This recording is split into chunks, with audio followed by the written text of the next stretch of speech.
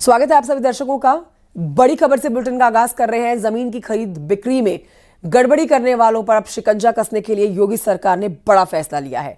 अब देखिए, जमीन की खरीद और बिक्री में शामिल हुए व्यक्ति का मोबाइल वेरिफिकेशन अनिवार्य कर दिया गया है। फर्जीवाड़ा रोकने के लिए व्यक्ति की रजिस्ट्री में ओटीपी की व्यवस्था लागू हुई है। रजिस्ट्री के समय खरीदार और विक्रेता दोनों के मोबाइल का ओटीपी भेजकर वेरिफिकेशन कराया जाएगा। कृषि भूमि की रजिस्ट्री के लिए गांव का कोड और खतौनी दर्ज कराना जरूरी हो गया है। फर्जी दस्तावेज और जालसाजी की गुंजाइश खत्म करने के लिए ये व्यवस्था की गई है। पैन कार्ड की जांच भी मौके पर करने के निर्देश दिए गए हैं।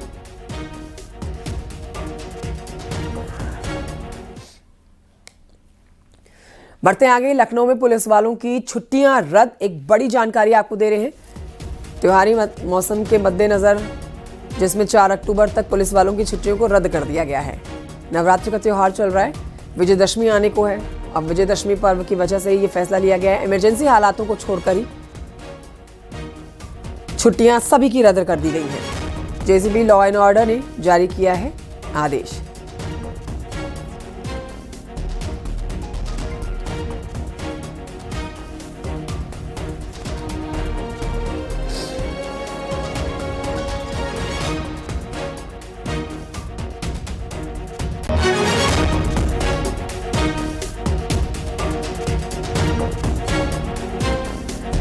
उधर कुशीनगर की खबर, जहां पर खड्डा थाना क्षेत्र में अज्ञात कारणों से घर में आग लग गई और आग से लाखों का सामान जलकर राख हो गया। ग्रामीणों की मदद से आग पर काबू पाया गया है। खड्डा थाने के शाहपुर नौका टोला का मामला है।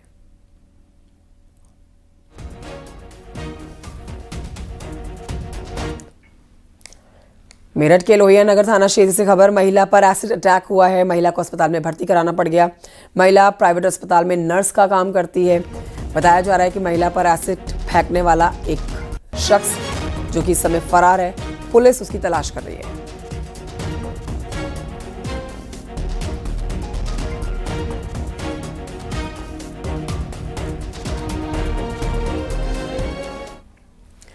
देवबंदी उलेमा और मुस्लिमीन के संरक्षक मौलाना कारी इसहाक गौरा ने सालाना गुघाल मेले में मुस्लिम मर्दों और औरतों के शामिल होने पर अफसोस जताया। मौलाना कारी इसहाक ने खासकर मुस्लिम महिलाओं को इन मेलों में देर रात तक मौजूद रहने को गलत बताया। हमारे शहर में हर साल एक मेले का इनेकाद होता है और इस मेले में तरह तरह के प्रोग्राम्स होते हैं और ये खुद मेला पूरी रात चलता है और इसके प्रोग्राम भी पूरे रात मुनाकिद होते हैं। इस मेले की रौनक, बड़े अफसोस की बात है कि हमारे घर की ख़वातीन वहाँ पर जाती हैं, उन्हें कोई रोकने टोकने वाला नहीं है। हमें अपने तहजीब, अपने कल्चर और मजहबी उसूलों को याद रखना चाहिए और मजहबी उसूलों को ऐसे पेश कर कर दिखाना चाहिए कि आप यकीनन मुसलमान हैं।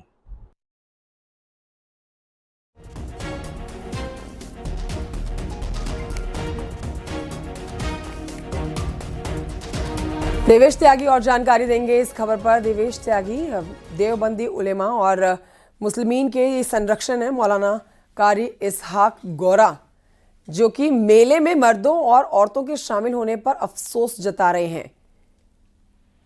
जी, मैं आपको बताना चाहूंगा, सहारनपुर में गुगाल का मेला वर्षों से बढ़ता आ रहा है और इसमें लगातार रात में प्रोग्राम चलते हैं जो मेले स्थल पर भी चलते हैं। उसके अलावा जनमंच है, यहाँ पर एक सांस्कृतिक हॉल है, उसमें भी एक प्रोग्राम चलते हैं। उसमें लगातार मुस्लिम महिलाएं और जो पुरुष हैं और युवा हैं वो लगातार इसमें भाग लेते हैं और देर रात तक, क्योंकि कभी मुशायरा का प्रोग्राम है, कभी कव्वाली का प्रोग्राम है और कई ऐसे प्रोग्राम हैं जिन मुस्लिम युवा और महिलाएं बुजुर्ग काफी संख्या में भाग लेते हैं और वह देर रात तक क्योंकि मेले में जागते हैं, उसके कारण से कहीं ना कहीं नमाज पर असर पड़ता है। उसी कारण से ये गौरा ने जो है ये अपील जारी की है। जी, शुक्रिया आपका जानकारी के लिए देवेश।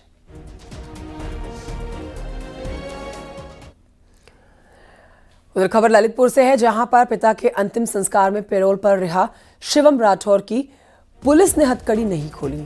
तस्वीरें भी इसकी वायरल हुई थी। इसके बाद देखिए एसपी ने कार्रवाई करते हुए 5 पुलिस वालों को सस्पेंड कर दिया।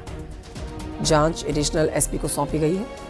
बजाज फाइनेंस कंपनी में 1,71,00,000 के हुए फ्रॉड के मामले में शिवम राठौर गिरफ्तार हैं, लेकिन पिता के देहांत पर हथकड़ी नहीं खोले जाने को लेकर 5 पुलिसकर्मियों पर गाज गिरी।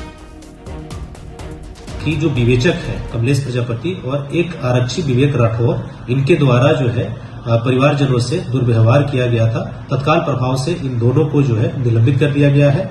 इसके अलावा जो शिवम राठौर जो पेरोल पे छूट करके आए थे और उनकी सुरक्षा में जो सुरक्षा गार्ड लगी हुई थी, उस गार्ड के द्वारा जो हथकड़ी नहीं खोला गया था, इसके लिए 5 अन्य पुलिसकर्मियों को जो है निलंबित कर दिया गया है और इस पूरे प्रकरण की जांच जो है वो एडिशनल एसपी को दी गई है और इसमें आगे की कार्रवाई जो है वो प्रचलित है।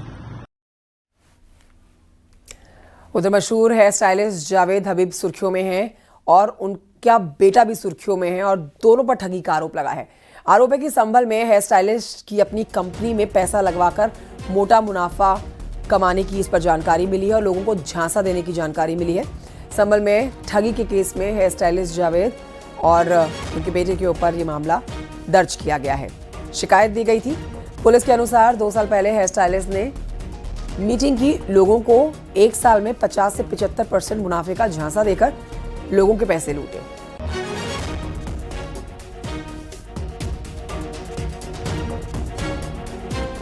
यहाँ पे संभल में फॉलिकल ग्लोबल कंपनी नाम की कंपनी के नाम से फ्रॉड किया गया है। इन्होंने रॉयल पैलेस सराय तरीन संभल में एक मीटिंग बुलाई जिसमें 100-150 करीबन लोगों को बुलाया और उन लोगों को साल भर में 50 से 75% तक धनराशि है वो कमा के देने की ऐसी लोक लुभावनी बातें की और इनको बाइनेंस और बिटकॉइन और ट्रेडिंग के अंदर उनसे पैसा इन्वेस्ट कराया और उसके बाद में जब उनसे पैसे वापस दिलवाने की बात की गई तो उन्होंने अपनी कंपनी को बंद बता के यहाँ से फरार हो गए।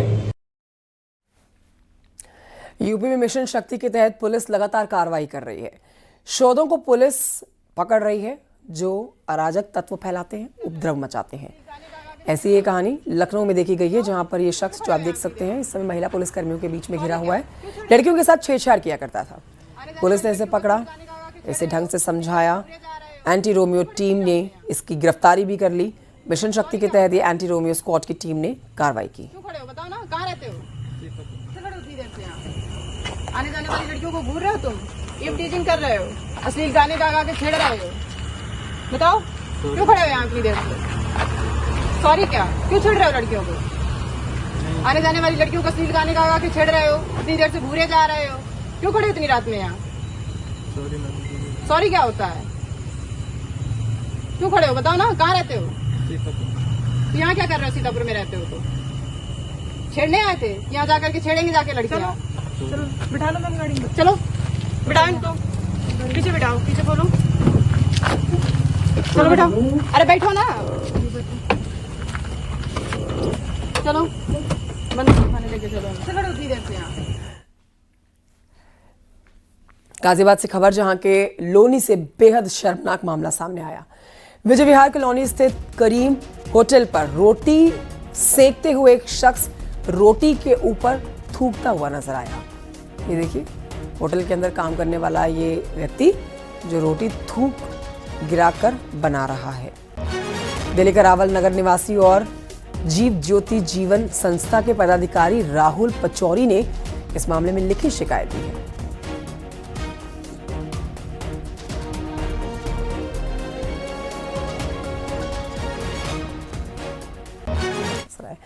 बागपत से खबर, मिशन शक्ति टीम ने बदमाश पर जबरदस्त कार्रवाई की। महिला पुलिसकर्मियों ने यहां पर यूपी में दूसरा एनकाउंटर किया और जानलेवा हमले के आरोपी को धर दबोचा। बड़ौद कोतवाली की मिशन शक्ति टीम ने बदमाश को गिरफ्तार किया। इस बदमाश का नाम अनीस है। लड़कियों के साथ ये छेड़छाड़ करता था। इस बदमाश के ऊपर अपनी ही बहन पर फायरिंग करने का भी आरोप है। बदमाश फरार चल रहा था, जिसे एनकाउंटर में पुलिस ने पकड़ लिया।